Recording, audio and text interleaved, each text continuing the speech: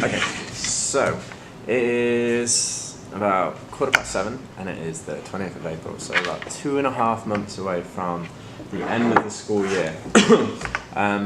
As myself and Mr. Yazdan are leaving the school to kind of celebrate the fact that we started putting some videos together and to celebrate the fact that we are finishing, moving on, and there's like a goodbye present, I am looking at trying to make for him some kind of scientific and artistic YouTube play button, because obviously his channel doesn't have that many subscribers, so it's going to be a long time since he gets there.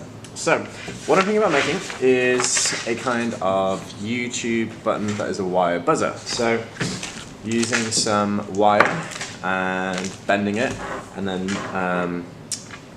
I'll probably get some of the science department to help me with the electrical and the scientific aspects of it. You will start somewhere down the bottom here, and you will have to try and go all the way around the inside of the play button and the outside without touching. So you do it with a hoop, and you have to do it without touching the actual wire parts of it. And if you touch the wire parts, it makes like a buzzing sound or something. So that's what I'm going to try and do. Yeah, let's do it. 8 hours later.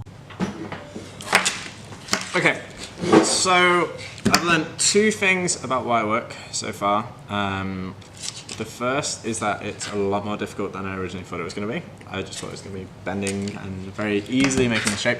The second thing is that I am not very good at it.